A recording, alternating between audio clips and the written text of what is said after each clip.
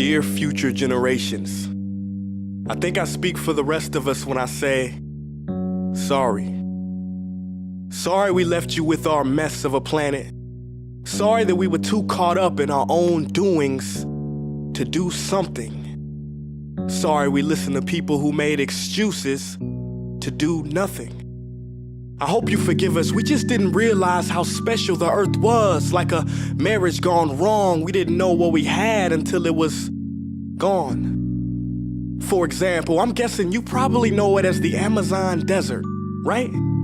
Well, believe it or not, it was once called the Amazon rainforest, and there were billions of trees there, all of them gorgeous. And oh, you don't know much about trees, do you?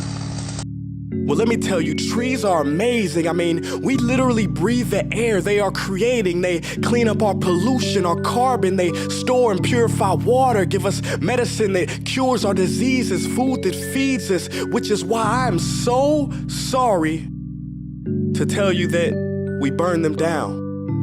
Cut them down with brutal machines, horrific, at a rate of 40 football fields every minute. That's 50% of all the trees in the world gone in the last 100 years. Why?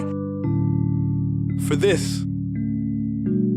And that wouldn't make me so sad if it weren't so many pictures of leaves on it.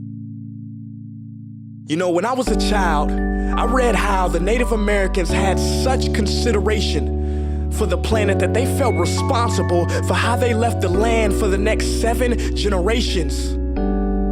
Which brings me great sorrow, because most of us today don't even care about tomorrow.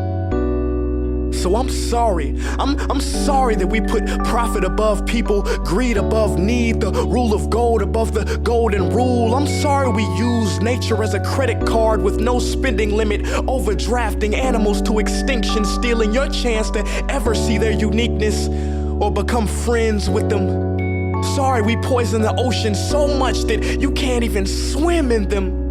But most of all, I'm sorry about our mindset, 'cause we had the nerve to call this destruction progress.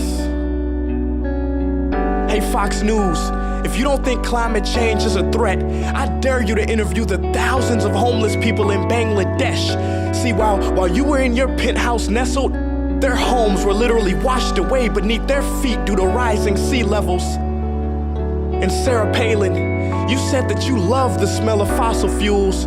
Well, I urge you to talk to the kids of Beijing who are forced to wear pollution masks just to go to school.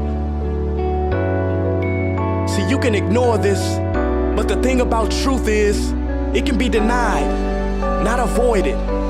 So I'm sorry, future generations. I'm sorry that our footprint became a sinkhole and not a garden. I'm sorry that we paid so much attention to ISIS and very little to how fast the ice is melting in the Arctic. I'm sorry we doomed you, and I'm sorry we couldn't find another planet in time to move to.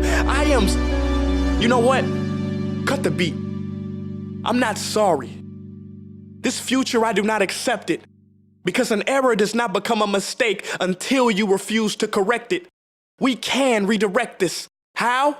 Let me suggest that if a farmer sees a tree that is unhealthy, they don't look at the branches to diagnose it, they look at the root.